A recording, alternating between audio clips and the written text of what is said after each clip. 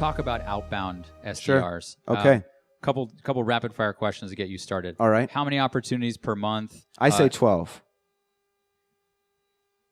Should there be demos held, and how many? SDRs should not have demos. What else can you comp them on? All right. So, we comp our outbound SDRs, and we've got a few in the room, and they're incredible at what they do. We comp them on number of opportunities, and we comp them on the size of pipeline that they create. So there's two schools of thought. And, if you're a member of any of these email discussion groups like Modern Sales Professional, you know that one school of thought is never compensate somebody on something they don't have direct control over.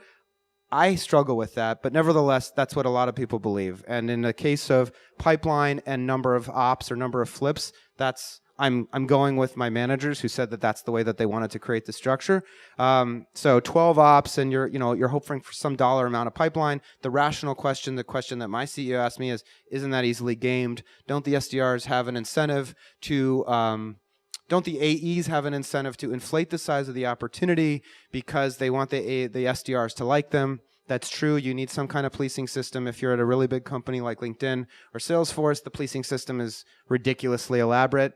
I think there needs to be some level of trust within the org. That's one structure. At Axial, the previous place, I don't know if they still do it, we comped on closed revenue, in addition to number of flips, number of opportunities created. I think that, again, the obvious thing there is, well, then the SDRs start to not want to flip to certain AEs if they don't feel like they can close business. They have a longer lead time on when they can see impact from their work. So they can, they don't know if it's going to close. If it does close, it's sort of arbitrary to them. It might be 3 months later. It's hard to build a monthly cadence around that from a compensation perspective.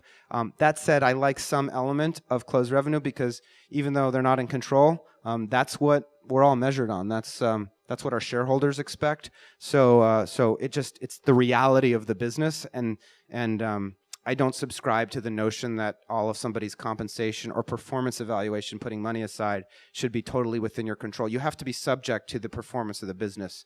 You shouldn't be celebrating and high-fiving if the shareholders, the board, and management isn't high-fiving. We should all be high-fiving together, to the extent that that's how we celebrate, by high-fiving.